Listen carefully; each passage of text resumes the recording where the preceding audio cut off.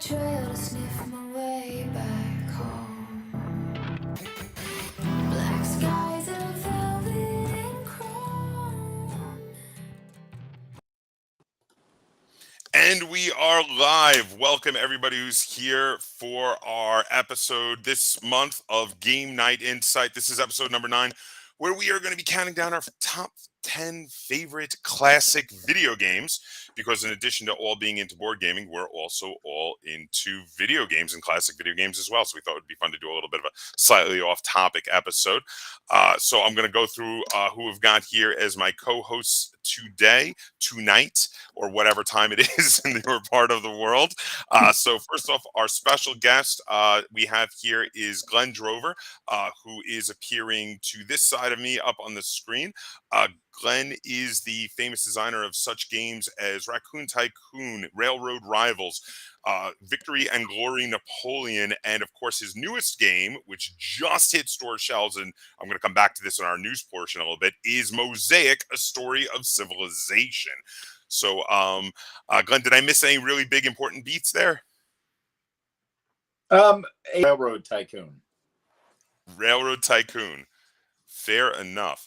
So, also, I was going to say, yeah, just a quick bit of news of the game. So Glenn's game, Mosaic, A Story of Civilization, which just came out. The Kickstarter backers in many of the territories have already been filled, and it's on store shelves in the United States and Australia, did you say? Yeah. So check that out, Mosaic, A Story of Civilization. I actually was in on the play test for this game while Glenn was developing it. And I can tell you, without, any sort of bias, just completely objectively, this is possibly the best design Glenn has ever done. So just throwing that out there. That's a big claim. It's amazing. Real quick, hello to Lynn and also Zoe, who just jumped in the chat on the stream. And then really quick, so beneath me I have Riley, who Riley has 2 podcasts he runs. Riley, where can people find your podcasts? Yeah, anywhere you podcast. So Apple Podcasts, Spotify, all of them. I've got the Board Game Community Show, where I interview random people throughout the board game community, and they're very casual conversations, lots of off topic. And then I've got Friend and Foe Adventure Co., which is an immaturely mature podcast where we play Bunkers and Badasses, which is the tabletop RPG based on the Borderlands universe. And then we have Angela, my sister from another continent, down there in the other corner on the bottom of the screen. Angela has 2 awesome YouTube channels that I have been subscribed to, one for ages and the other since its inception. Angela, tell everybody about your YouTube channels.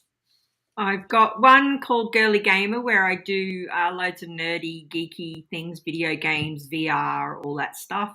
And my board game channel, Board Game Gran. And both are great. Both are awesome. And you should definitely subscribe to both. There are links in the description down below, both to Riley's podcast as well as Angela's YouTube channels. So and can I just say as well, up here on the shelf, I've got a couple of Glenn's games up there. Yeah. Nice. Which ones? I can't make them out. I've got Railroad Rivals? Yes. And Raccoon Tycoon. Yes. Great games. Great games. Have you tried Lizard Wizard? It's like a great successor to Raccoon Tycoon. I highly recommend. If you like Raccoon Tycoon, you would love Lizard Wizard. My design group here in Utah, during the pandemic, we got together, and the first game we played was Raccoon Tycoon online. And we were all just blown away. We were trying to pick apart, like, oh, what kind of things do you like and what don't you like? And really, we didn't have anything we didn't like at the end. It was just like, man, this is such a finely designed game.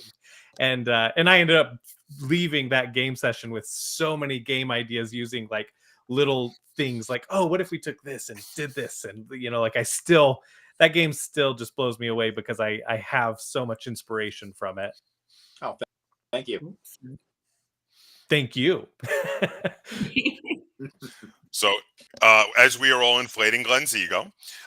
Really quickly, though, again, a little bit of ego inflation. Again, so I've been a fan of Glenn's designs for a while. Now, that's not to say I've loved every design he's done. I like some more than others.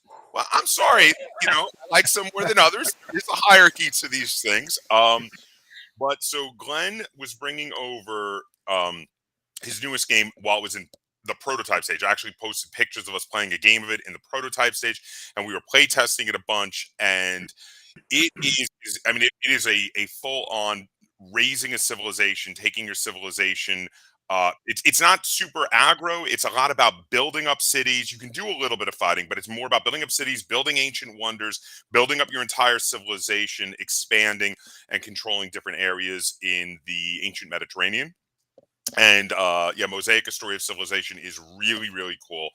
And again, that is the big news, I think, for the episode. I'm going to check with everyone else to see if they have any more news, but that is now available.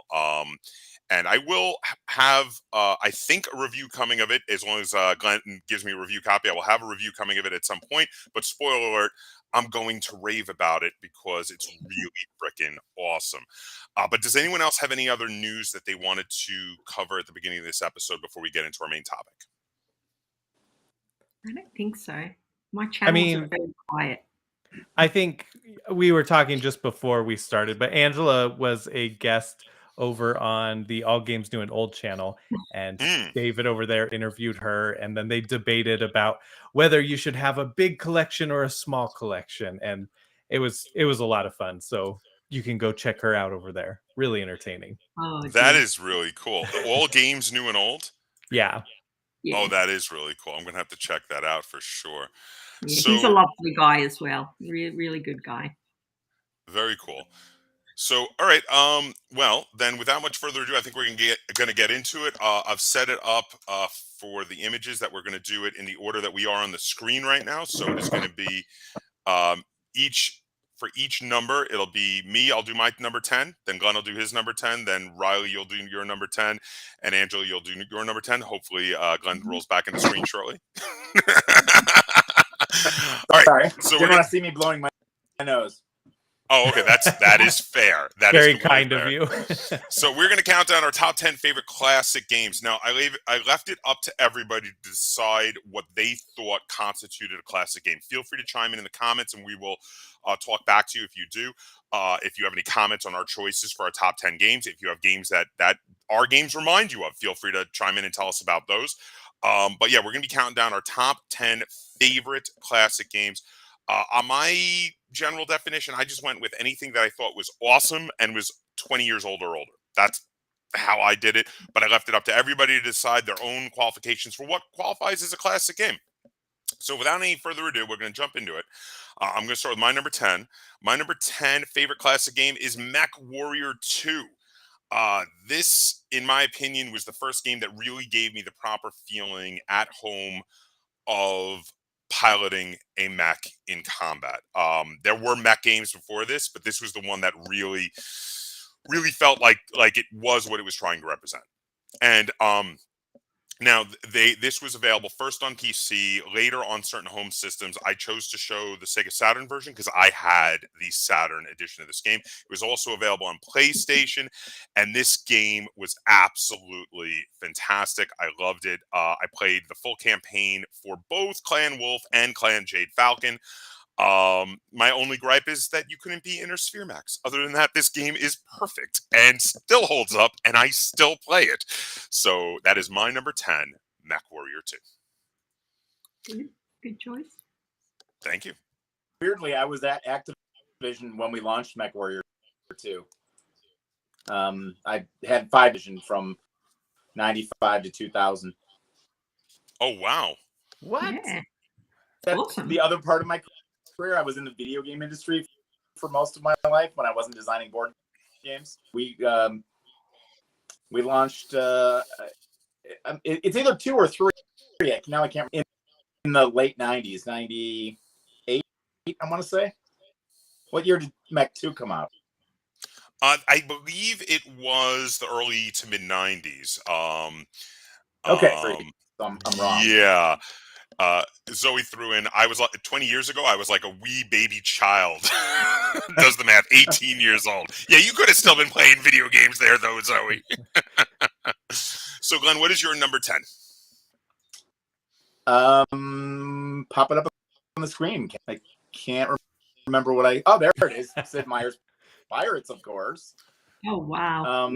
Sid is one of my all-time favorites. I think he appears at least 2 or 3 times on my list. I had the fortune of working with him at Microprose in the early 90s. After Pirates came out, so I was a new gamer when this game came out, and it has everything you want: narrative, classic cinema, where you get to be swashbuckling pirates, save the damsels in distress, have ship to ship combat, sword fights on the deck of ships or against evil Spanish governors, and even little tactical battles where your pirate troops are trying to maneuver into the town. 80s, this was incredibly complex and detailed on a Commodore 64.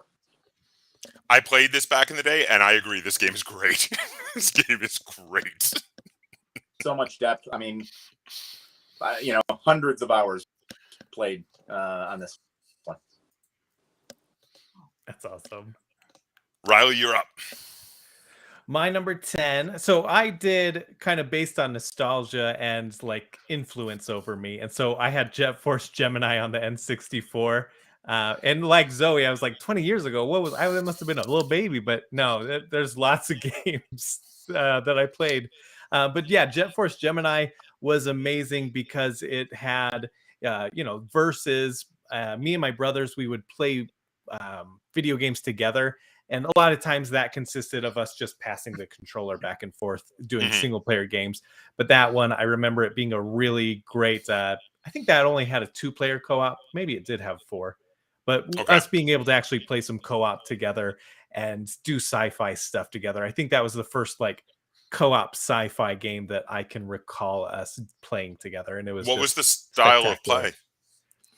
Yeah, I mean, it was kind of like a open world story-based game, like I'm trying to think what you would call an adventure like game? Metroidvanian, like okay, where you collect stuff, but it was a 3D world like Mario N6, like the Super Mario N64 one. What was that one called? Super Mario World? Oh, I think it was just called yeah, that one. So similar style to that. You're fighting giant ants in it, so very cool. Just great. It's very retro. Yeah, definitely is. So, Angela, what have you got here as your number 10? I'm going to pop your pick up there. I've got 2, but I've chosen them for similar reasons. So, Another World and Flashback. Both of them, I think, came out on the Atari ST, the Amiga, and console. I had them for the Amiga and the Mega Drive. And these are one of the first games, I think, to use rotoscoping. So the character moved like a little human. And just one of the best like platform games I've ever played. Brilliant, brilliant game. So I'm going to throw out real quick. I haven't played Another World, but Flashback I had on the Sega Genesis, and I was obsessed with that as a kid for a while. And actually, I bought a new version. Someone bought the rights and released, like last year, a version for the Sega Dreamcast, and I bought that. Wow. So it's FYI, it is still available. You can still get copies of this if you have a Dreamcast. So just wanted to throw that out there. A couple quick comments from the chat. Zoe said, Shadow of Colossus was released 17 years ago. That almost makes the cut. I love that game as a wee baby of 21. And then, oh my God, I remember Jet Force Gemini. Indeed. Oh, yes, Zoe. Okay, so I'm a Rareware fan, and I don't remember that one at all. So that's oh my gosh. I'm with you, Angela. I didn't remember that one at all. Like I was like, he sent me the picture of it, and I was like, "What is this?" I didn't want to research it though because I wanted to like wait to hear his description of it, so I waited.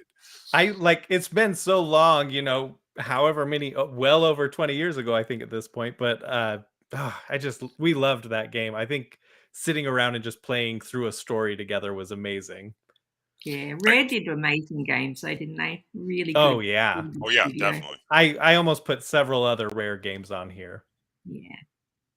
So I'm going to throw out my number 9. My number 9 was a game that was both a big game in the arcade Oh. when it first came out, and then also was on a ludicrous number of home systems and home computers. I personally had a copy of this on the Commodore 64 as well as the Sega Master System. I have owned copies on 2 different systems, but I would have to say that the Sega Master System is by far the superior version, and that is Shoplifter.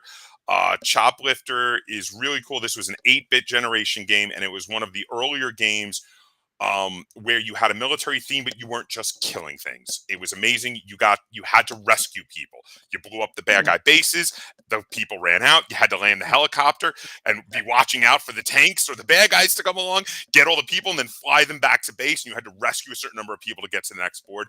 And it was so addicting. I still play this game all the time. I go through marathons. I'll plug it in and I will play for like 4 hours. It's so addicting. And that is why Shoplifter is my number 9. Great choice. Yep. I love that Classic. one as well. So, okay. All right. So, I think there's a chat. Let's see. Matthew Kelly says, "Yous are young," and then threw out Dune. I love the old Dune video game on the Sega Genesis. That game was great. That was a precursor to Command and Conquer, but with the Dune theme, and it was so good. So yes, love that game. So I'm going to throw one up of the original Glenn's real-time strategy games. Yes, it was like that, and Herzog Zwei were like the first couple of real-time strategies, even before Command and Conquer and before Warcraft were a thing, which was awesome. So, Glenn, I'm going to throw up your number 9. Okay. Oh. Plants versus as old as some of the other ones on the list, but one of my favorite, piece, Plants versus Zombies is kind of like a kind of where the waves of zombies, and they're kind of silly, but they all had different special powers. Head toward your house, and you had to plant the plants that would be shooters or blockers, and you could play hundreds and hundreds of hours and never get bored. I probably played through this 4 or 5 times, and just a classic, fun. And I think it came out in, I want to say 2009. So not all that long ago, but definitely hit my list. I'm not going to complain because I did not give a definition as to what would be a classic. It's your decision. But yeah, this has got to be the newest game of any of the games on the list. Yeah, probably. So, Riley, I'm going to throw up yours. Ready? Oh yeah, what is it? Super Mario Brothers, right? Yeah. Super Mario Brothers is literally my first memory. I remember standing in front of the screen, jumping as I jumped as Mario, and playing that just all the time. And then I think just the Mario series going forward. Oh yeah. Hey, how do you say Mario, by the way? Mario. Mario. Okay, what do you mean? I have a friend from Jersey that says Mario, and I love it. I love him whenever he says, "We're playing Mario Party." Oh, Anyway, all right. I didn't know if that was like an out east thing. My accent has gotten a little muddled living in the Chicagoland area for a lot of years now. Yeah, so there's that. So I just love the game. It's a classic. I hate to go back and play it now because it is not very, it's not great to revisit like actual NES stuff. But all the series going up was wonderful times for me and my brothers. Mario is a absolute classic of side scrolling. Zoe threw out a classic I still think about is Kirby Superstar, one of the first couch co-op games that wasn't agonizing to play. I love to play it with my siblings. And Matthew Kelly threw up, I spent hundreds of thousands of hours grinding on this for friends' kids. I actually live Oh, Plants vs. Zombies. Plants vs. Zombies. Okay. So Nice. the Mario, you know, the for those of us, because I think Riley is the youngest of the four of us. Yes. The rest of us will remember that before the Nintendo came out, when you had the Atari, side-scrolling platformers were things like Pitfall and Pitfall 2, where you just did one screen at a time. It did not scroll. So when Mario came out, that was mind-blowing. It was like, oh my god, the background scrolls. So trippy. I need to ask, because, oh my gosh, of course I forgot Kirby Superstar. That was one of my favorites too. I probably would have put that instead of Mario Brothers, honestly. But did you do the rock shape-shifting thing, right? Like you absorb the rock power, and then we had favorite rocks that we wanted to turn into. So we would, if we needed to like leave to go eat dinner, we would just cycle through turning into the rock until we turned into like the big muscular man, or oh man, what was another one? I can't even remember. But Zoe, if you have a favorite that you would turn into, comment in the comments. So Angela, I'm going to throw up yours while we're waiting to see if Zoe gets back to us. And you had. Yep, I had Dragon's Lair / Space Ace, but Dragon's Lair was the one I was going to talk about. So I worked in a video arcade in my teens, and Dragon's Lair came out, and I smashed it. And people would come in just to watch me play it because I could play it from beginning to end without dying. I just was blown away when it got delivered to the arcade, because you never saw graphics like that. It was run on, I think it was a Laserdisc player that ran the game. It was, and, yeah. You know, there wasn't a lot to it. It was just move at the right time to survive. But it was like playing a movie. It was amazing. It was so addicting, though, and I'm with you. I played it a ton in the arcade, too. I actually have it on my multicade in my basement. You have to, if you ever visit here in Chicago, you have to come and show me how, because I can't get very far. It's so good, but I get addicted, and I start writing things down. I'm like, okay, no, I have to go left there. I start like taking notes. Yeah, I don't know how good I'd be now, but yeah, I was very good at it when I was younger. Such a good game. And the other problem with this top 10, by the way, is other people are mentioning things and I'm like, that was so good. Yeah. Oh, yeah. Like, I've already thought of another one that's not on my list. And I was like, why isn't that on your list? Matthew Kelly is giving previews of coming attractions discussing Gauntlet. I shall say no more.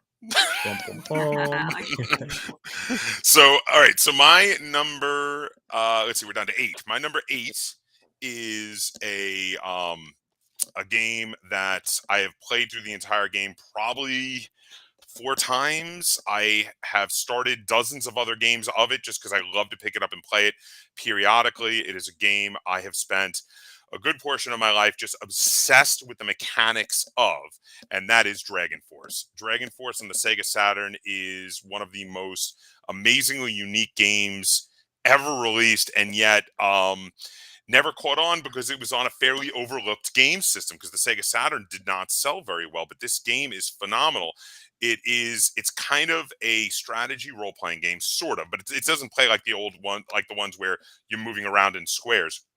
Instead, you're sending characters who recruit armies. Each character is a general of their own army. They have 10 to 100 soldiers. Their soldiers can be of many different types. There are infantry, there are samurai, there are knights, there are werewolves, there are zombies, there are dragons, there are harpies, there are elven archers, there are sorcerers, there are monks.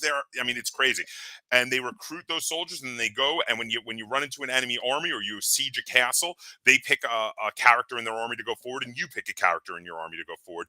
And you choose a battle strategy for your army, and your character themselves can cast spells or do battle tactics to alter the battle in the middle.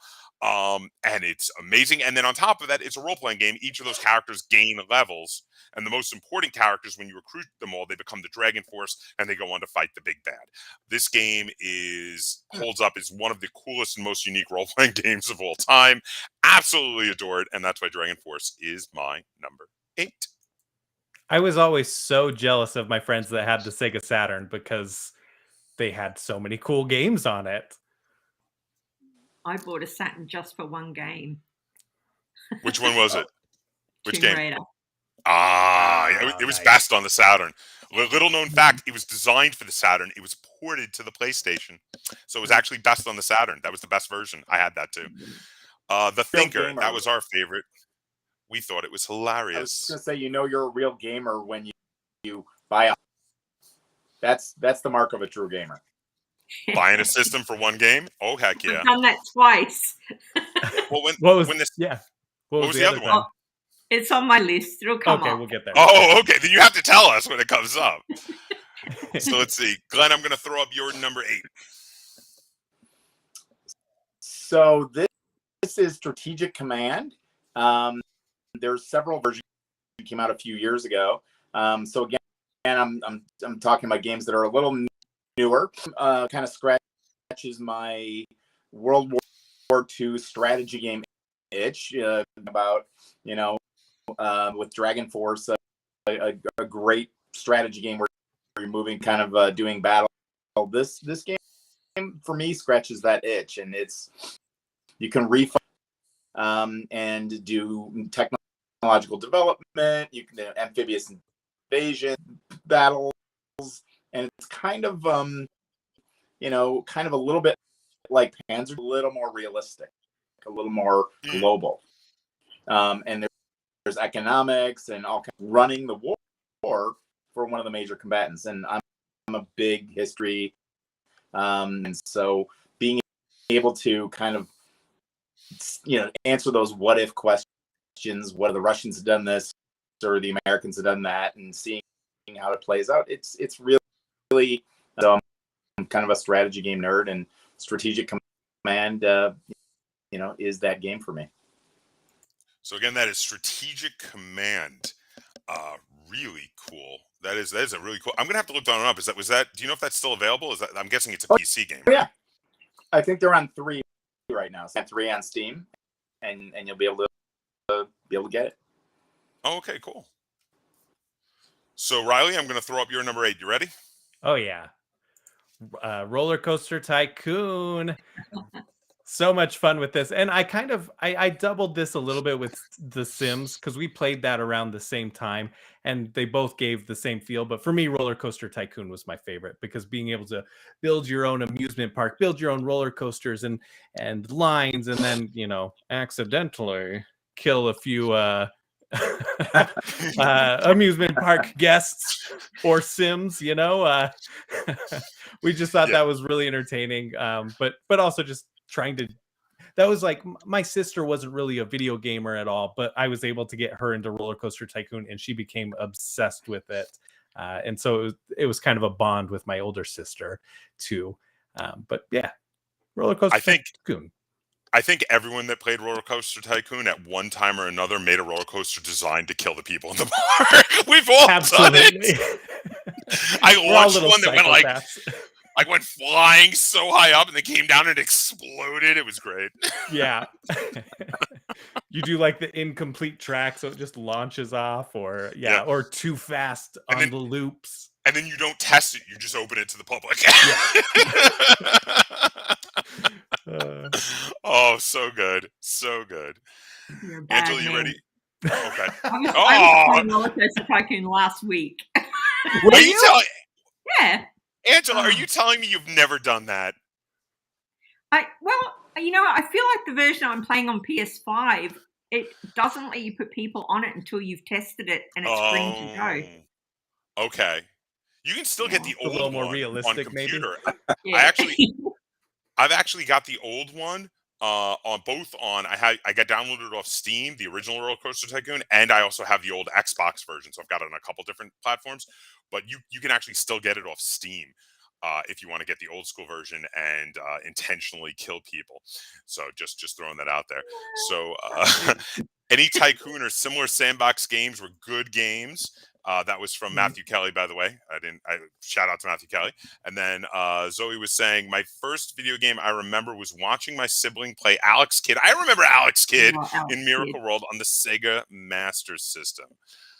Very cool. I don't know. He kind of just he was only the mascot of. He was kind of one of the mascots for Sega during the Master System era, and he disappeared when the Genesis came out.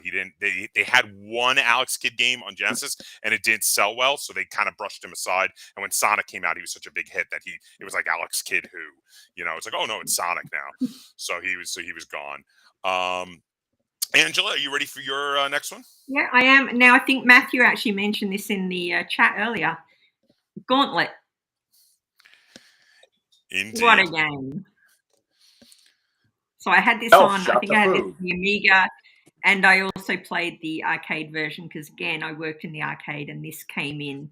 And I think it was one of the first 4-player arcade machines. Oh, yeah. Yeah, people loved it for that. But I don't remember any older than that. Easy game. You play your character, you shoot ghosts, you collect treasure, and you find the exit, pretty much. Don't shoot the food. Don't shoot the food. Oh my God! Indeed, don't shoot the food. My brother and I had like marathons of this on the Commodore 64 back in the day, and we would like try to find all of the warp zones to the higher levels and get as far as we could and all. But yeah, playing this in the arcade, nothing beat it. That was so great. Oh yeah, my I've God. still got it now on my my retro arcade. It's great. Just simple. It's so good. Really cool. It's the simple joys. As Matt said, yep, what a game. Indeed, simply a fantastically awesome and fun game. Absolutely. Absolutely. Burner. Say it again. It's a finger burner from. Oh yes. Yeah, you did. Yeah, you would wind up with like finger cramps, like oh my God. Yeah, like you couldn't hold a pencil the next day. That is true. That was definitely a finger game. He wrote, it was different every time too. So good for the time. Yeah, that whole series too. The whole series of the Gauntlet games, they were all great. That was a really great series of video games. Just wonderful. I mean, they would eat all your quarters, but they were just wonderful. Absolutely wonderful games. You can still play it at Galloping Ghost in Brookfield. You can play a lot of great games at Galloping Ghost in Brookfield. They've got a great selection. That is a great arcade. Yeah. So, all right. So I'm going to jump into my number 7 here. This was, as far as I'm aware, only available on PC. But this was a phenomenal game for those who tried it. It's one of those games where most people I talk to don't remember it existed. But when I find someone who does, they're like, oh my God, that game was amazing. And this is Imperium Galactica 2. So this was a game where you could control an entire civilization, bring them up to colonize other planets, spread out. You controlled the politics, the warfare, the diplomacy, everything as you spread out amongst the stars and tried to somehow unite or conquer the galaxy. And this, I used to always conquer, but this was amazing. This game was so good. It was so in-depth. There was so much going on in that game. I think that was one of the first games I ever played where you totally controlled like every facet of a civilization. And I was absolutely obsessed with it. I beat it at least twice through the whole game with 2 different races and started so many other ones just to try different things. Like what had happened if I went this way and did this strategy with this species kind of thing. Such a good game. I'm not sure. I think Matthew was talking about. Are you talking? Let me know if you were talking about Imperium Galactica 2 or if you were talking about the last one, which was Gauntlet. I'm pretty sure he was talking about yours. Yeah. Oh, okay. Yeah, well, if that's the case, then wasted. I disagree. Well spent. Glenn, you're a big computer game guy. Did you play Imperium Galactica 2? I was actually just checking on my screen to see if I've played so many 4X space games, and I thought for sure I must have played it. The graphics, I'm not sure. It's really good. If you get I love how one of the things is you get to design, you get to research different technologies and then design your own ships. So you're like, well, this ship is going to have this drive and these weapons and these sensors, and then that's the model you're producing until you get a new upgraded version because you've researched new weapons and new technologies. It is absolutely fantastic. And he said he was talking about Imperium Galactica. Yes, and it is so absolutely awesome. But yeah, highly recommend it. That's like that. It just exactly like that game. Okay. So, well, I've got your next one queued up to go. You ready? Yeah, maybe it's similar.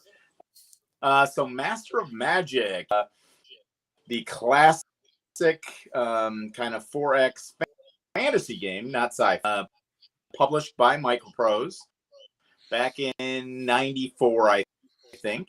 Absolutely classic. It took basically the same ideas as Meyer Civilization, turned it into a fantasy role-playing or fantasy strategy game where, again, spell books, you had wizards, you had orcs and lizard men and all kinds of fruit, and you'd fight little tactical battles.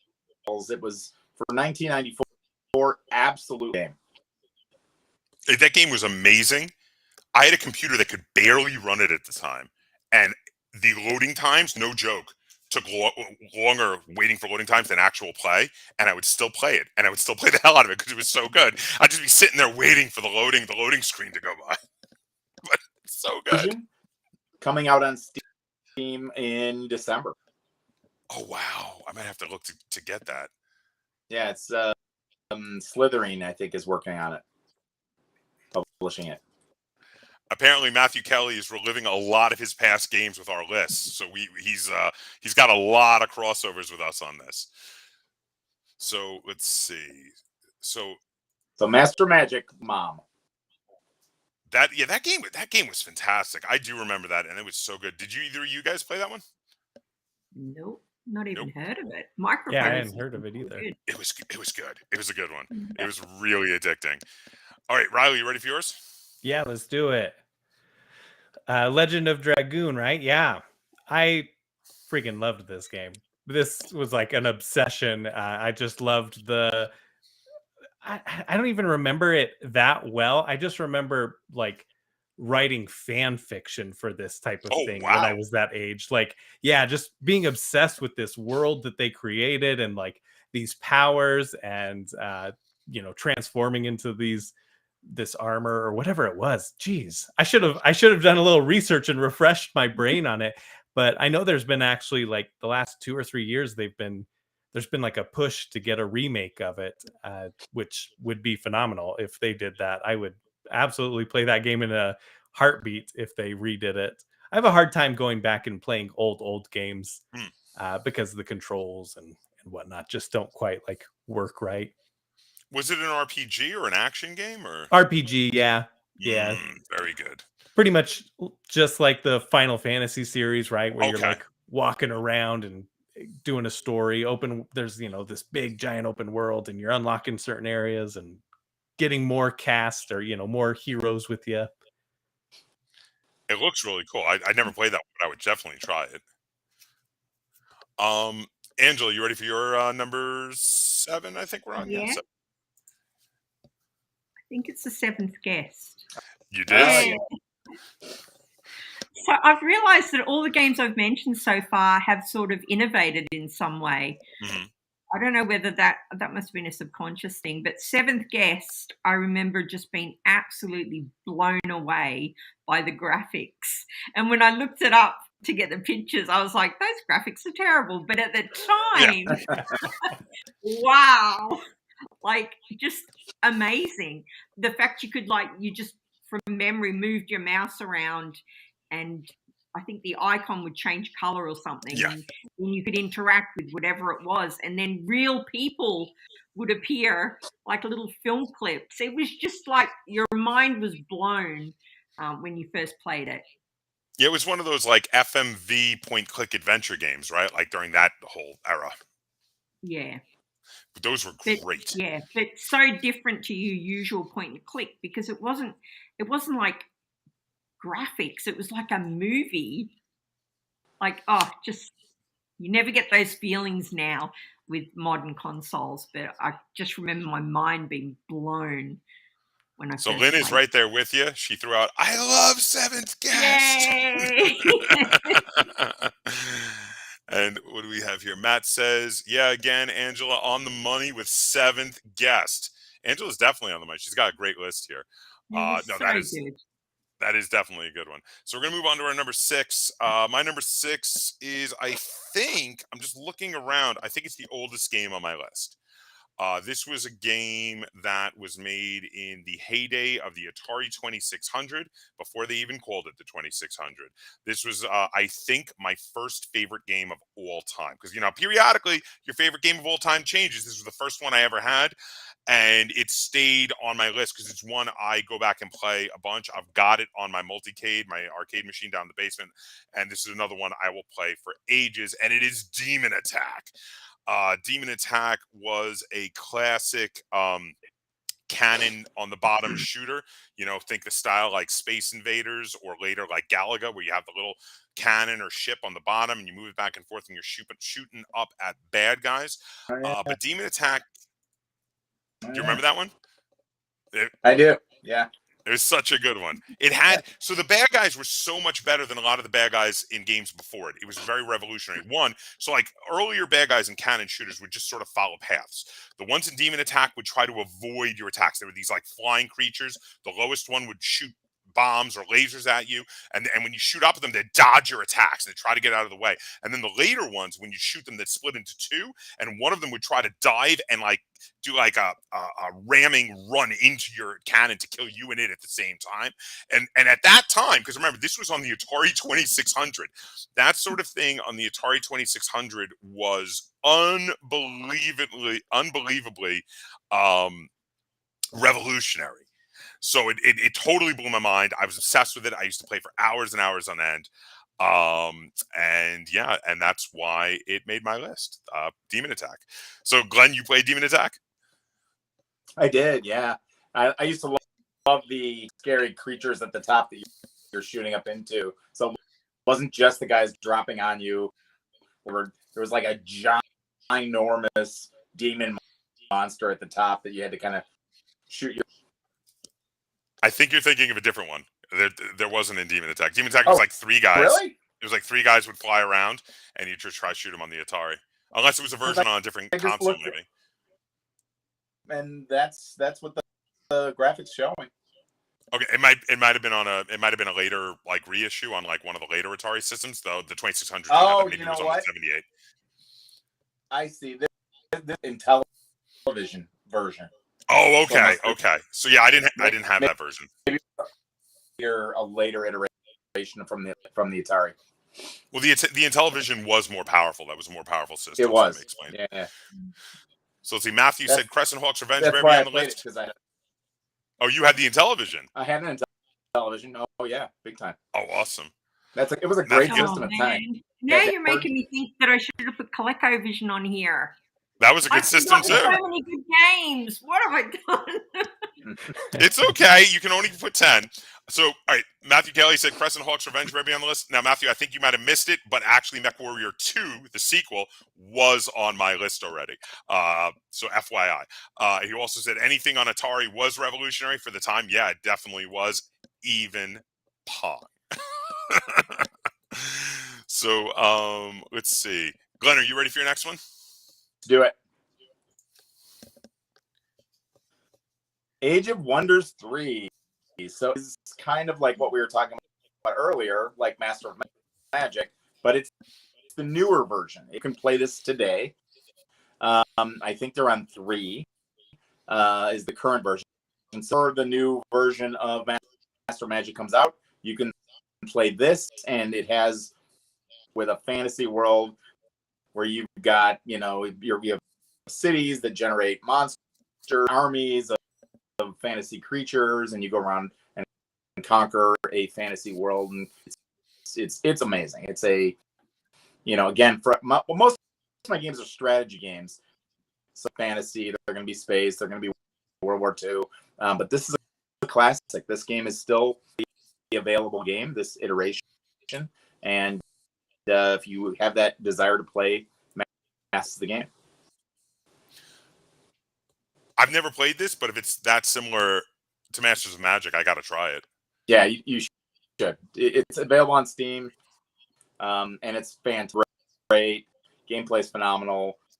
Yeah, it'll scratch that itch for you. Nice. Riley, you ready for yours? Yeah. Mega Man, really the Mega Man series, but I put X on here because they had Zero, and I loved Zero. He was my absolute favorite. But all of the Mega Man games, I remember playing the first Mega Man game and just loving it. We would take turns, every time you die, you pass the controller to your brother, and it was just a blast. Mega Man X, I think, started adding even more like ways to upgrade Mega Man and equip new equipment, right? Which was, I felt like it was something new, at least to that series, of being able to like, you'd have to go and find secret areas to unlock new things and collectibles, right? Like modern games, like it's all about the collectibles, and I feel like Mega Man has been doing that. Really, a lot of games did that before, but not to the extreme, or like you don't get that power. I love how in all the Mega Man games, how whenever you beat a boss, you get the boss's weapon. Yes. That is the coolest thing. It's been a theme through the whole series, and that is something that a lot of games kind of took later and ran with, but like originally back with the Mega Man games, because those go back to like the 8-bit generation. Yeah, those were really cool. Yeah. Oh, I think I have a chat. Let's see. So Zoe threw in, I like the one where you played as Tron Bon. I never played that one, but like I remember seeing it and wanting to play it, but it was like, I'm a boy, I can't play that, like... these societal made structures we all put on ourselves. I right? know. I don't know how old I was. If I was a little older, I probably would have been like, whatever, I'll play it. And then Matthew said, the good old days of you die, you lose your turn. Yes. Indeed. Angela, you ready for your number 6? Yeah, I believe my number 6 is Zork, or Text Adventurers, but I was going to talk about Zork. So I was one of those nerds back in the day, and this will be before Riley's time, I'm sure, where a computer magazine would come out and it would have pages and pages of stuff you could type into your computer and make a little game. And you felt like you were a game developer. So I used to love doing that. And Zork was literally just text. And it was an adventure that you would go on by typing things like, I can't remember now, but like, go west, or turn east, or open window, or whatever it was that was part of the story. And I just was fascinated with it, that it knew where I was. Do you know what I mean? When you're typing it in, it understood and knew. And I worked for an AI company like just over a decade ago, and typing in the responses just brought all that back to me, because it was a very similar sort of programming of, you type this in, you get this response back. But back then, when playing Zork, it was like, it's magic. It knows where I am. I eventually did play Zork. Yeah. That one was mind-blowing to me, even way later in my life. Like, I think I was in high school when I played it. And I was like, whoa, this is trippy. Yeah, really cool. So some quick comments. So Zoe, this was back to the Mega Man thing. It was Mega Man adjacent, so I gave myself a pass on the gender expectation. Very good. Lynn threw out, I love Zork too! And then Matthew said, again, Angela, smashing it out of the park. Matthew, stop it. And yay, Basic. Because raise your hands if you remember Basic. I had a Commodore 64. I remember Basic. Oh boy, the days of Basic. Yes, indeed. Run dot, open quotations, asterisk, close. All the things you used to have to do just to play a game on floppy, huh? So, oh yeah. And then, but yeah, the golden age of gaming back then. That was like the 4 through 8-bit generation around there. Great stuff. Zork is really cool. I actually have him on my Multicade 2 now, and it is a cool game. I have discovered it much more recently. I didn't play it back then, but yes, very cool stuff. So my number, are we up to 6? 10, 9, 8, 7, 6, yes. Five. No, Oh, 5. 5. Yes, 5. My number 5 is Skies of Arcadia. This is one of the newer games on my list, possibly the newest game on my list. But it was on the Sega Dreamcast, and Skies of Arcadia was an amazingly innovative role-playing game where in addition to having a standard JRPG party and fighting bad guys and being turn-based and all of that cool stuff, there was a second combat system where you controlled your airship and you would fight against other airships and sometimes sky monsters. And there were a couple different airships you got during the game. The first airship was like a pirate ship with a giant like steampunk harpoon cannon on the front. That was its special weapon. And then later you get like an air ironclad, which is crazy and has big broadsides and lots of guns. The game did get re-released later, I believe. After the Dreamcast died, it got re-released on the Nintendo GameCube, so it got like a second life over there. I never played that version though, but the Skies of Arcadia version on the Dreamcast I've played through a couple of times and absolutely adore it. It is so good. Absolutely amazing game. Has anyone else played Skies of Arcadia? I feel like I might have played it on the GameCube. It's possible. I'm gonna look up. So Matthew, I'm throwing out any programming language after BASIC, my brain ceases to function. And Zoe said, I remember Skies. Yes! Thank you, Zoe. Okay, I was going to be alone. I was worried nobody else here had played it. Skies of Arcadia was awesome. Such a good freaking game. Glenn, are you ready for your next one? This is one I happen to like too, by the way. Magic 3, the classic iteration of this series, I think. And you were talking about earlier, I think, with the Panzer. What was it? Was that the? It's very Dragon similar. Force? Dragon Force, right? Very similar. Yep. You got the role-playing element for your leaders, and you've got your all these different type monsters and troops that you could recruit. So again, you know, kind of a strategy-ish game ended with role-playing and just lots and lots of. You always felt like you were new, cool monsters that then you could recruit into your army, and then you'd go fight battles, and you'd always running around scooping things up before someone else can get them. Just had lots of fun elements to hangs together, and again, one of those games where you could lose just like a whole weekend playing it. I used to love finding the little hidden areas where you would recruit new monsters. Like you went off the beaten path and you found a cave, and then there's 100 goblins living in the cave, and like, yeah, we'll come fight for you. It's great.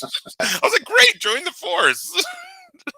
Heroes of Might and God. Magic was one that came up through this earlier, and I was like, oh, that could have been on my list. So, Yeah.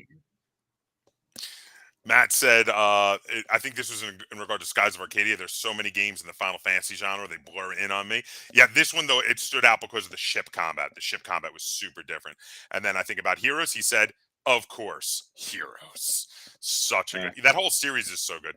Do you remember what it was about 3 that made that one stand out for you, though?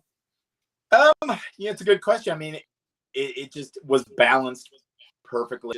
It works, and honestly, I think I still have the gold or platinum edition from boot it up and still play it, even though that game was probably, I'm gonna guess, early like 90s or early 2000s.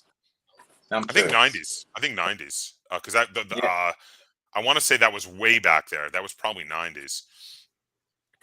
But and I still have my disc in my check. drawer here. All my I have 99. I bet it's 99. Yeah, I was gonna say 99. 90s. Very close to 2000. There you go. So it's right around that time period. Okay. Riley, you ready for your next one? yeah, let's do it. This was my first rated M game, I think. And I remember going to Blockbuster and my dad being like, oh, you can rent anything you want. You know, like pick whatever game you want. I was so excited. I saw this there. I was like, oh, this looks so awesome. And I grew up very, very religious, and he saw that it was rated M and was like, now you do get to choose. And he like gave me a talk about like, you know, but not all choices are good choices. And even still, I said, no, I really want this. I really want to rent this. And so he did. He rented it for me. I played that so much. I think the game's just amazing. I still want to go back and play it. It's my favorite of all of the Metal Gear series. I think Like later, I went back and played Twin Snakes. I think that was the one on the GameCube.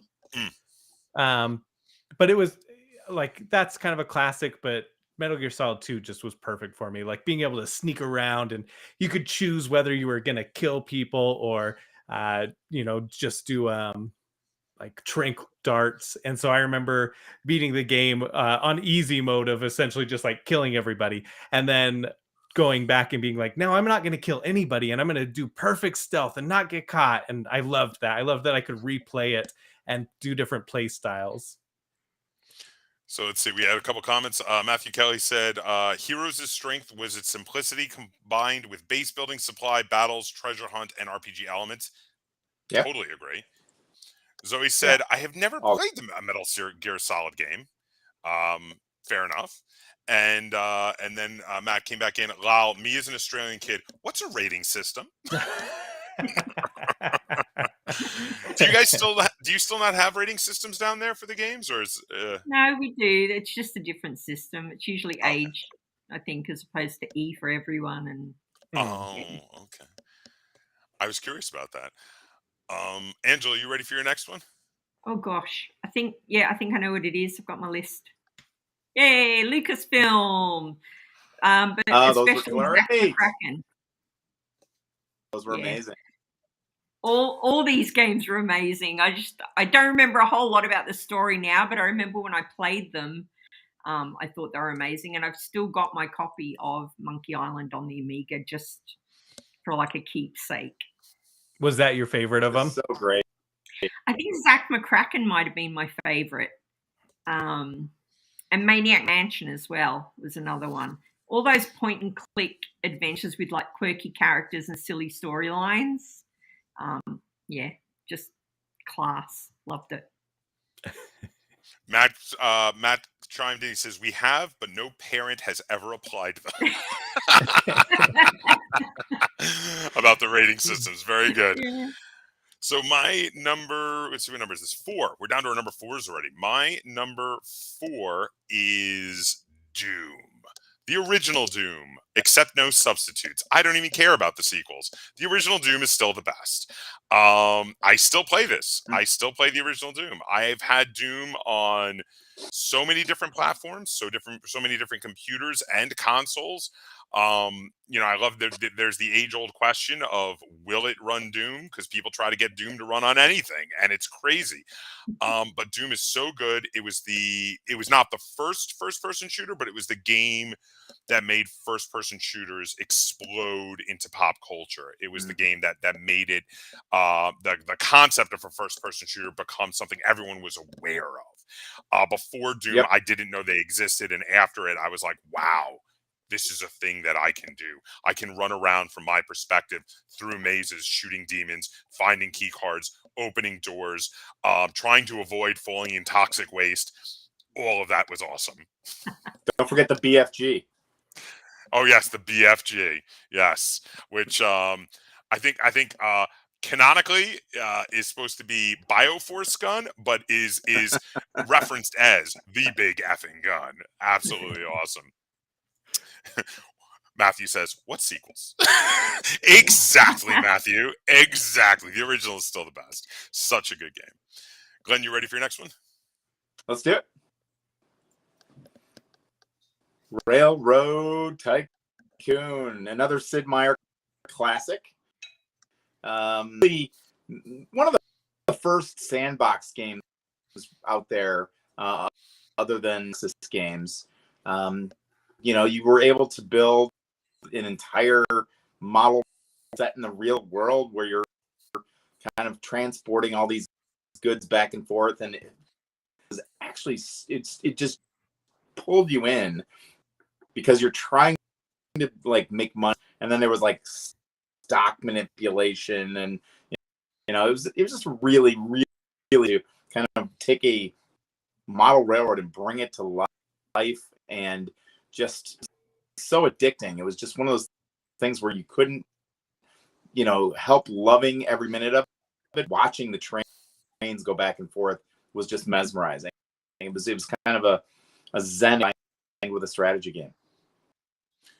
You've made so many board games that have railroads in them. This is not a surprise that this made your list. Well, actually, I made Railroad back when I owned Eagle Games, and now it's called Rail. But that was a game that I designed with Martin Wallace back in 2005 or 6, and yeah, they just didn't want to keep the license. But yeah, I did a board game version of that game. Oh, very cool. So a couple quick comments from the chat. From Matt, he says, "Was this or Wolfenstein the first FPS?" So Wolfenstein came before Doom, but it was also still not the first FPS, believe it or not. The earliest one I remember was a game called Berserk, which actually had wireframe hallways and is like back to the 80s. It was very simple. It did not blow up because it was not very good. But the first like modern ones that we more think of as as an FPF was Wolfenstein. I looked it up, and the first one was called Maze War in 1973. Wow. And it is just, like the black screen, green lines that, Berserk was like that too. It was like green lines and stuff. Yeah. Wow, I didn't know that went all the way back. And then Matthew Kelly said on Glenn's pick again, I can't go wrong with a Sid game. See previous comments about these style games. Yeah. Indeed. And again, that was for there it is, Railroad Tycoon. Sid was the man. Very cool. Okay, so you many ready, amazing Riley? games. Yeah.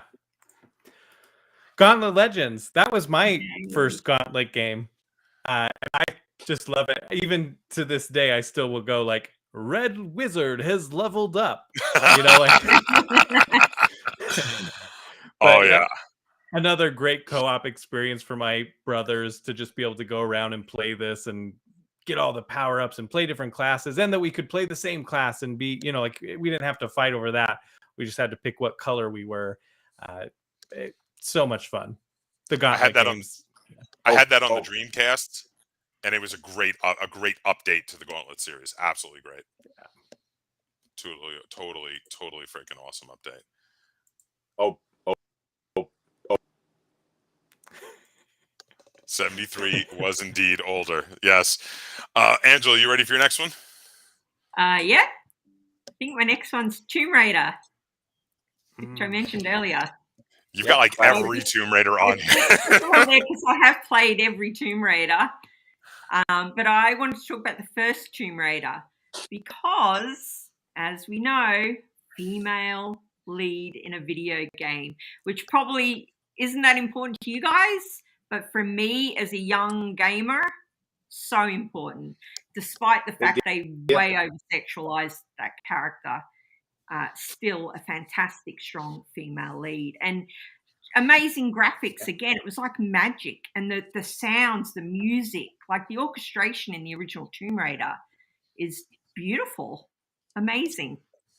Yeah, the puzzles on that were mind-blowing. Like, I almost put Tomb Raider on my list because we spent a lot of time playing that. The whole series. I've played almost every game except for some of the more like... the crappy mobile games. No, I love some of the mobile games. Oh, really? Yeah, like Tomb Raider Go at least was awesome. I guess some of the other ones. Yeah. I love most of them. Angel of Darkness we won't talk about, but most of them are pretty good. The first one, that scene when I'll never forget the first time I was playing, and that scene when you walk in the cave and the T-Rex comes around the corner, and you're like, oh my god! You don't know what to do, and like you just start jumping backwards desperately. Oh man! Oh, that was so good. That's one of the all-time great video game moments is fighting the T-Rex in the original Tomb Raider. Absolutely. So we're down to our number threes. My number 3 is my favorite part of one of my favorite series of video games of all time, and it's a weird departure for that series. It is Panzer Dragoon Saga. So for those who are not familiar with the Panzer Dragoon series, which was one of the flagship series of games on the Sega Saturn, the first couple of games were on-rail shooters where you rode a dragon and shot at enemies, and it was amazingly fun. And both of them were fantastic games. It was Panzer Dragoon and Panzer Dragoon Spy. But then the third game in the series, which came very late in the console's lifespan, in fact, it came after they had already announced that the console was going to stop production, was a full-on RPG, but it was a very different sort of RPG. It was an RPG where you're riding a dragon and you had all sorts of special attacks and special abilities you could do. And one of the really cool things was your dragon could shapeshift into different forms to be better at attack, or better at like magic attack, or better at defense, or better at speed. And you could customize where to shapeshift it. There were like an infinite number of forms all throughout, like, because it wasn't like a few specific forms. There was like this big circle, and you can move anywhere within the circle to totally customize the shapeshifted stats to best fight the enemies you wanted to fight. And it was so good. This game was like so amazing in that it also really interesting in that even though it was a turn-based role-playing game, you only had the one character. You had your main character who is on the dragon, and that's it. And then you the system very much had to do with positioning and shape-shifting to get the right position and right form of the dragon to fight the different villains, which was really cool. Really great game. Sounds cool. I didn't know this, but it looks like either they made one for like a modern one, or they're making one Of Saga? Well, just for the Panzer Dragoon is what it says for the Nintendo Switch and PlayStation Yes, 4. they did an update of the original Panzer Dragoon, which is not a role-playing game. They did an update on the Switch. I bought it, played it, beat it all in one day because I play a lot of Panzer Dragoon. But that one's an on-rail shooter, and it's really fun, and I do recommend it. But that's a totally different style game than this one, because this one's a weird divergence from the series, whereas everything else in the series is on-rail shooters. This one was this full-on very bizarre RPG, but it was awesome. It was super awesome. That's awesome. And it's super hard to find. Like I have a copy of it from the Saturn, and I want to say it's like worth over $1,000 now, because it's like ludicrously difficult to find because the system was already canceled by the time it got released. So like it's a big collector's item. It's really cool. So let's see. So Glenn, you ready for your number 3? Yes, sir. XCOM. XCOM, baby. Yeah, this is another classic, but not a Sid Meier game. It came out of Microprose UK. They were the first ones to publish it, and we brought it over to the States. Boy, I just freaked out. I was in kind of my office at night. It was creeping around with my little squad, and the eerie music is going, and the aliens start. I lost my mind. I couldn't believe how good this game was for its era. So much packed into such a tiny computer with so little. You could just build your base and all the classic. Really, it was before its time. It was a strategy game, a tactical combat, three-dimensional metric, tactical combat game, and it was brilliant. The graphics, time, the sense of doom and fear that you had moving. Suddenly, a skinny would appear and drop a grenade or shoot him with a blaster. And favorite guy, because you role play them forward. When you lost one of your good guys, you just really died a little inside. I played one of the more recent sequels to this. I never played the original, but I played one of the more recent sequels, and it sounds very similar. Like it's turn-based strategy on the ground plus controlling the building of the base, and that was awesome. It was super fun. If you get a chance, go back and play the original. It probably still holds up, and just I loved they look like little toys, guys that you're moving around. It has a better sense of sequels. And Matthew threw out XCOM style games are coming back, and yes, they are. There have been a lot of in the recent years, a lot of very similar style. We generally refer to them as strategy RPGs or tactical RPGs, and they're great. They are great. They are fantastic. There might be one on my list later. Riley, you ready for your next one? Yes. Let's see. Yeah, Soul Reaver, Legacy of Kain. Oh, I love this game. I love both the first one that was on the I think it was on Dreamcast first, but I played it on PlayStation. I had it on Dreamcast. Yeah, I was gonna say I know it was on there, but I don't think I got it on there. Interestingly enough, I think it was rated M on the Dreamcast, but when it went to PlayStation, it was rated teen. So maybe they downgraded the violence to the gore a little bit. Yeah, maybe. But again, another world that I became obsessed with, and still to this day, like I just want a new Soul Reaver game. Like I don't know how this IP died, because I think that world they had was phenomenal. Both with the Legacy of Kain, but the Soul Reaver one was my favorite, because that was another this is kind of a spin-off, right? Yeah, it's a sort of sequel to the original Legacy of Kain. Right. Because Yeah. the thing is, if I remember correctly, in the end of Legacy of Kain, because Kain becomes a vampire to save the world, and then at the end of the game, you get to decide if you want to save the world or rule it. And basically, the assumption in Soul Reaver is he chose to rule it. So that's the thing, is it becomes like a vampire dictatorship. Yeah. And, yeah. Yeah, and I loved the puzzles. I mean, a lot like Tomb Raider, right? Like there was a lot of those same style of puzzles of, you got to jump on the ledge and shimmy over, but then you also had to like kill some things and open up your mask and suck in their souls, and you had this really cool energy blade come out of your hand.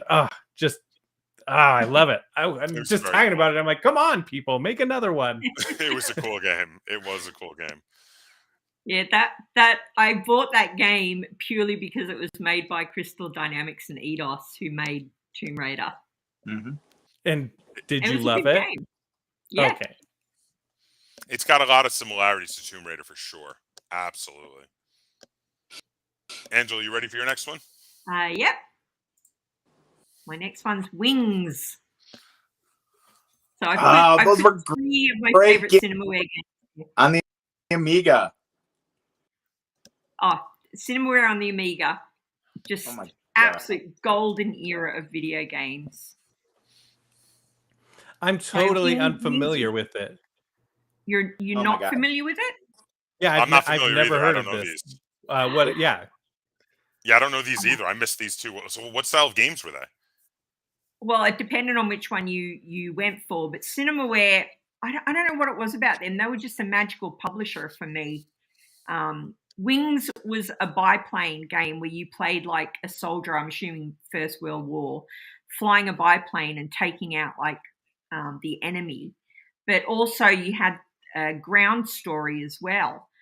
And all of their games just played so well. Defender of the Crown, which I'm going to guess maybe Glenn might know this one because it's definitely played it. Sort of area control thing. Just so good. And Rocket Ranger was basically the Rocketeer without sort of stepping on the IP. And they had other games as well. I think they had one, It Came from the Desert, and it was like giant ants and crazy things. I can't remember the other ones, but they had Three Stooges, I think they released at one point. But Wings was my favorite. So many hours wasted on Wings. My goodness. Fair enough. Yeah, I'm looking at them. Anthology was the ant one. Very punderful. That's punderful. That is punderful. Absolutely. So we're going to move on to our number 2. I'm sorry, I'm lagging a little. The quality of graphics on the Cinemaware games, anything that was out at that time by like 10x. That's what I'm looking at. I'm like, this was 86? That does not look like 86 graphics. That looks like mid-90s. Oh, wow. It was amazing. Yeah. So we'll move on to our number 2s. My number 2 is a possible contender for the oldest game on anyone's list. I had previously talked about how Demon Attack was one of the oldest on my list. I'm not sure which one came first. These are 2 of the oldest games, I think, on anyone's list here. And this one is Robotron, also known as Robotron 2084, the very first twin-stick shooter of all time. I remember how this blew people's minds when this showed up in arcades and there were no buttons but 2 sticks, and people were like, what do you do with it? I don't understand. And then you realize, oh, one stick moves you, the other stick shoots, and you had to run around, and there were robots, and there were people to save, and you had to shoot the robots and touch the people to save them. And one stick you're moving around with, and the other stick you're moving to shoot the people, to shoot the robots. Excuse me. This is a game I still have marathons of playing to try to get high scores on. Absolutely love Robotron. The robots get harder and harder as you go. You wind up with ones that like possess the people and turn them into missiles to come hit you and crazy stuff. And there are these spawn things that shoot across the screen, and you have to try to shoot them to stop them from spawning more robots. And absolutely amazing. Robotron, or again, Robotron 2084. Absolutely phenomenal game. And again, the first twin stick shooter, the very first one. Quick chat from Matt. He said, I remember Wings. It was excellent. I don't know the others, but if Angela likes them, then they must be good. Oh, Matt. Very trusting.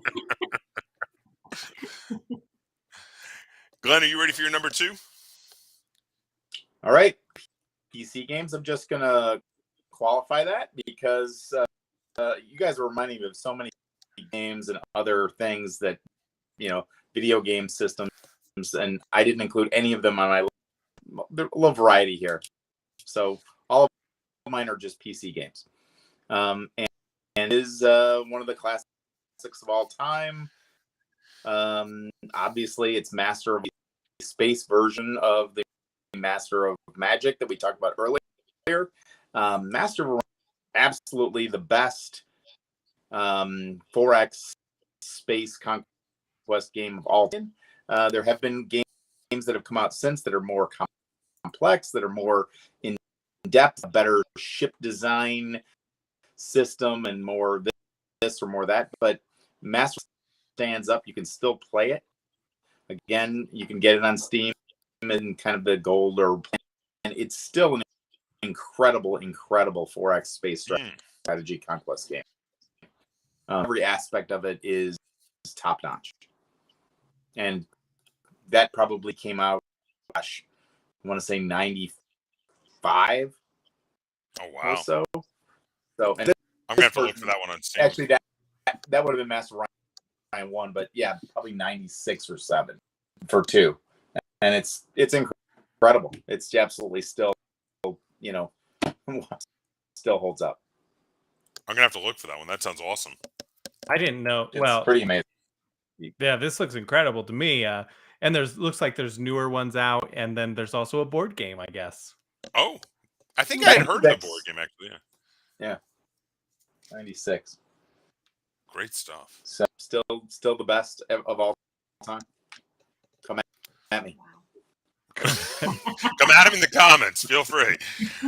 Riley, you ready for your number 2? Yeah, I'm just like admiring this game that now I want to play. So, The Legend of Zelda, all of the Zelda games, I played the one on the NES and loved it, but really A Link to the Past was my big passion. I think I've shared this on a couple of things, but this was actually like my first introduction even to designing a board game, because I loved it so much that I started drawing maps of dungeons and area, like doing puzzles on boards and cutting out pieces of paper where it might hide information. And then it was almost like a role-playing game, I guess. Like my brother would play, like move the piece so many squares and then get to solve the puzzle, and he'd roll a die and see what was inside the chest based on what he rolled. And it was just like, but I think it still holds up because of what that game is, and it's just great. A Link to the Past is my favorite Zelda game. Like I love Breath of the Wild, I love Ocarina of Time, but A Link to the Past just is like golden. That's where it's me. at. Yeah. I like the original one still the best. I'm still with just Legend of Zelda. That game's still phenomenal. But yeah, I loved that one, but for whatever reason, the second, or like A Link to the Past, I think it was because you would get like the mirror shield and the there was just so much more gear upgrades. I remember the story better. Mm-hmm. Yeah. All right, Angela, you ready for your number 2? Yeah, you guys are killing me by making me think of ones that aren't on my list. But anyway. So my number 2, I put the Dreamcast.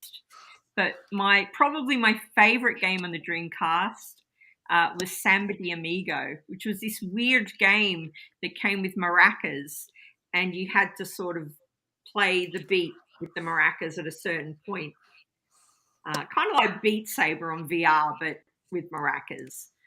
And just magical. The Dreamcast overall is probably one of my favorite consoles. I feel like nearly every game that came out on that was a great game. Like, it had so many good games. Jet Set Radio, Soul Calibur, Crazy Taxi, Sam the Amigo, Sega Bass Fishing. Just like a Skies of Arcadia! Who said that? I never had that one. But yeah, it's a great console. It is a great. I have one. I still have my. My original one broke. I've actually got a replacement, and I've got a huge collection of Dreamcast games. It's such a good game. Such a good console. Yeah.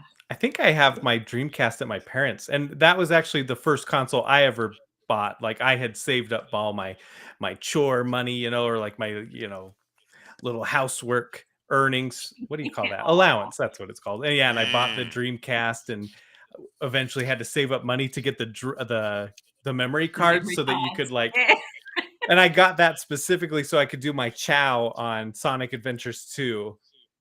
Yes. Yes. Yeah. Yes, because you had a bunch of extra stuff you could only do if you had the VMUs. The VMUs were very important in the Dreamcast. That's what it's called. Because they had the little mini games. Yeah. Those were a lot of fun. They would earn you extra things too. Yeah. Yeah, that were like only available if you did that. I love it. Such a cool concept. It was such a cool concept that did not carry on, unfortunately. I did not mean to put that graphic up. That was a mistake. It was I was trying to go to the chat because someone had commented. Lynn threw out Seaman was the weirdest game on Dreamcast, and yes, it was. Who here played Seaman? That was so weird. Okay, so Seaman, for those who don't know, Seaman was it came out on the Dreamcast, and it was like a sim pet sort of game, but your pet was a tadpole that grew into a fish and then grew into a frog with a human face the whole time, and it was narrated by Leonard Nimoy. Oh my God. If this doesn't make you think this is the most bizarre thing ever. And then when it got old enough, it would talk to you and it would ask you questions and it would remember the answers and later reference them in future conversations you had with it. It was the most unbelievably bizarre experiment of a game on the Dreamcast. And I'm with Lynn. It was the weirdest game on the Dreamcast. They got away with a lot of weird experiments on that system. And then Matt threw out, the good old days when parents made you work to earn extra money. Yeah, I didn't get anything for free. I had to work for all of it. So we're going to do our number ones now, I think. Did anyone have anything else they wanted to say about those last couple of ones? Or No. Nope. Okay, so we're going to do our number ones. Let's have someone else for each person's number one. Let's have a drum roll for everybody's number one. Someone give me a drum roll for my number one. There we go. I can hear it. My number one, I can hear it. My number one is Shining Force. One of the earliest of the tactical RPGs, and in my opinion, still the best. Shining Force is phenomenal. It holds up. I actually played through this just last year again because I have played through it probably dozens of times. It is phenomenal. This is a game where you build a team of fantasy heroes. You can control up to 12 of them on the battlefield at a time. You fight your enemy orcs and monsters. You move around on the squares on the battlefield. And every time you do an attack, they have these little cinematics where your centaur goes and throws a spear at somebody, and a little cinematic would happen where the centaur would slide into view, and the enemy goblin would slide into view, and you'd see the spear come and hit them. And it was so cool. It was so amazing. And it felt so far above all the other graphics of things on the Genesis at the time. It was super advanced, and it was just super fun. in my opinion, probably the greatest role-playing game of all time. Shining Force, absolutely love it. Still play it. Can't tell you how many times I have actually played through the entire campaign in this. Yeah, love Shining Force. Whew. Wow. It's a great game. Quick chat. What? I need Seaman? Mm-hmm. Yeah, you do. And then let's see. Baldur's Gate, #1 RPG to me, but PC bias. Fair enough. You know what? I Baldur's Gate is cool, but I'm telling you, man, Shining Force was so good. All right, so it's Glenn's time for his. Oh, well, first off, did anyone else here ever get into Shining Force? I'd never heard of it. Never Oh, heard I'm of it. alone. Oh my I didn't god. have a Genesis. Well, I have to tell you, it's amazing. You can still find it because it's got such a fan following. Available in various places. The new versions of it come out periodically for download, but it's so good. It is absolutely amazing, and I highly recommend. It holds up. I can tell you it holds up because I just played through the whole game again last year, and it totally holds up. I actually currently own it on like 3 different platforms because I love it so much, and I want to be able to play it no matter what system I want to play it on. So, okay, so let's give Glenn his drum roll. #1 game, unsurprisingly, is Sid Meier's Civilization. Surprise to no one after all the lead up. Phenomenal, innovative game where, expansion, the Force, a tech tree meets, just developed, and you just felt so engaged with your creation of yours. It was one of those things where it was a one more turn kind of where you're just like, well, I'm just going to build the railroad from this city to that city. And then as you're doing that, it comes up and you just keep getting sucked in. So you'd be like 3 a.m, you're like, I have to go. And, then it's 6 a.m, you're like, oh, son of a bitch, I have to go to work. And this game has eaten literally thousands of hours of my time, and it's very endless weekends just completely and happily sacrificed. That whole series is fantastic. It's still going on, and every time they come out with like a new version, it's like even if the mechanics are fairly similar to the last version, you're like, oh yeah, I want to play that again. So good. Yeah, they're on 6 now, and I guess Steam has that lovely service where they'll tell you exactly how many hours Civilization. Hours you played on each one. Civilization Such a good 6. I currently, where are they? Only 351. So I haven't come close to 1,000 yet. Only, But yes. but I was over 1,000. Matthew says, "Yep, no surprise. Great game, indeed. That is a great game and a great series. Absolutely." All right, Riley, you ready for your drum roll? Let's do it. My #1, Final Fantasy VII. This game was another one where like I think, on the PlayStation you had a memory card and you could save it. But before we had a memory card, we just had to leave the system on. And, and so it would be left on for like days, weeks. I think we were like saving up our money, like my brothers and I were all saving up our money together so that we could buy a memory card just so that we didn't have to turn off or risk losing our progress. And we probably had to replay the beginning several times because, mom unplugged the console while vacuuming or something, like that happened all the time. But we loved this game so much. I probably played through it. Well, on the memory card, it would tell you how long you had played for, right? It would keep track of your hours. And I remember was it 99 hours or 999 hours? We maxed out the hours, so we couldn't see how long we had played it anymore because it was 9999, and one of my favorite memories is being so dedicated, and this was just a me thing. Before leaving the first Mako reactor, I had grinded all the way to level 99.